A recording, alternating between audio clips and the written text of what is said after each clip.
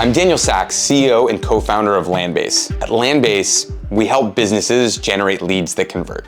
I previously co-founded AppDirect, the largest commerce platform for selling technology, driving over $3 billion in annual gross merchandise value, selling services ranging from Microsoft 365 to AT&T Mobility. We scaled the team to over 1,000 people and beyond unicorn valuation. I'm here to share some of my lessons learned on how to scale a category-defining company. One of the insights I've gleaned on how to create a category-defining company is ensuring that there's a technology shift that gives you as a startup the right to compete with an incumbent. My first company, AppDirect, was founded in 2009 when SaaS, or software as a service, was in its infancy. And we were able to create a new business model in reselling cloud services. That wouldn't have been possible if we started a few years earlier or a few years later. Similarly, today with Landbase, we're leveraging agentic AI, which is the next generation of AI that takes action based on data. There is a timing factor where with agentic AI,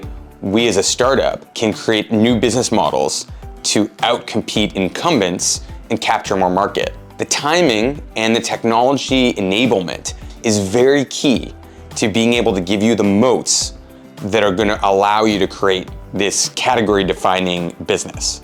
If you want to start a unicorn or a company that can go public and have a huge impact, you need to make sure that you have a competitive moat that differentiates you from others in the space. Companies like Google or DoorDash had algorithmic moats that gave them a durable advantage through data. They also had network moats. So for example, the more drivers and the more riders they have, the more differentiation it is. There's also moats that can be gleaned from your brand or from capital. And what's important when building a massive company is you need to think very hard about how you can create a differentiated moat. Often, that comes from R&D, the research and technology that you're building that gives you defensible IP that will allow you to durably capture more market share and add more value than anyone else. One of the things I like to think of when creating a new business concept or feature is not how this can be 10% better than what exists today, but how it can be 10x better than what it is today. And in order to do that, if you want to think exponentially and not marginally, you really need to push your team to have a different mindset. So growth mindset and culture is very critical. And setting that in the early days of a startup defines the future of how you grow. Ultimately, growth is all about the people, and it's all about the team you build. So being methodical about attracting, training, and motivating team members for the long run is very, very critical. Finally, no business was made overnight. And we all like to see headlines of Forbes billionaires or these companies that got 1 million users like effortlessly.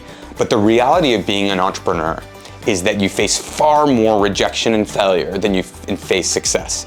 So you need to equip yourself and your team to get accustomed to failure and to celebrate failure. Because the more shots that you have, the more chances you have to win.